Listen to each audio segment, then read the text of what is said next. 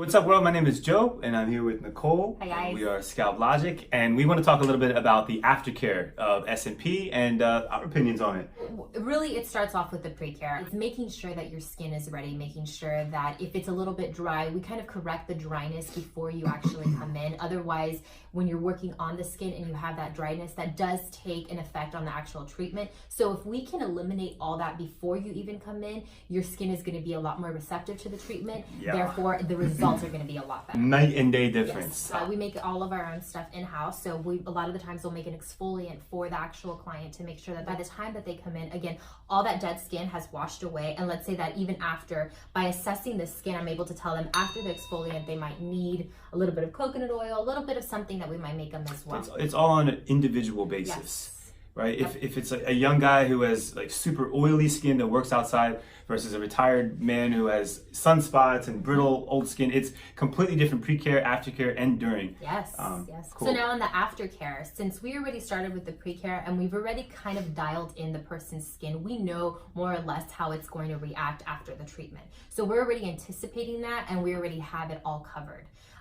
Now I know Joe talked about a video about how other people do it and it's 4 days no washing it and going through that whole thing. Yeah, I touched on it a little bit. Right. So we definitely differ, I don't know, 80 or 90% of the S&P world. People that have been doing it as long as me, even longer, they do after you, okay, today's your treatment. Go home, don't touch it, right? Don't wash it, don't even put water on it. Man, that's gross. Don't even put water on it. Some people even go up to 6 days, which to me, again, being an esthetician, that's insane. Yeah, let's make that clear. I think we're talking from a hygiene perspective. Yes. We're not saying that the ink or the treatment's not going to settle appropriately if you let it sit. I'm not saying that at all. I'm just saying if you give it a little wash, you're not going to harm the treatment. That's and our especially philosophy. What you're washing with, that's another thing.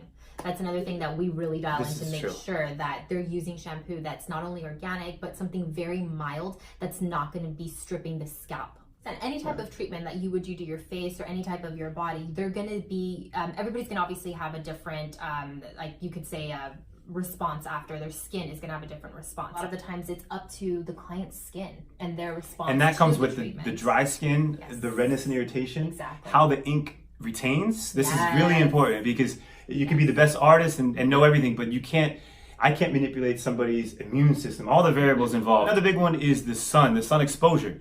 Don't get any sun beforehand. I only had a couple of guys do that, but with the sunburn coming. Yeah. I mean, you definitely want to avoid the sun, and I know that a lot of people in their aftercare say you can completely wear a hat, and we suggest that as well, as long as it's a clean hat that they haven't worn before, and to try to keep the hat off as much as possible. Because again, you just got a treatment done, you want to let it breathe. Even if you were to have a treatment done to your face or another part of your body, I mean specifically your face, you would want to let it breathe. You're not going to go and like be lathering all types of products on your face after you've had a treatment done. It's kind of the same thing with the hat.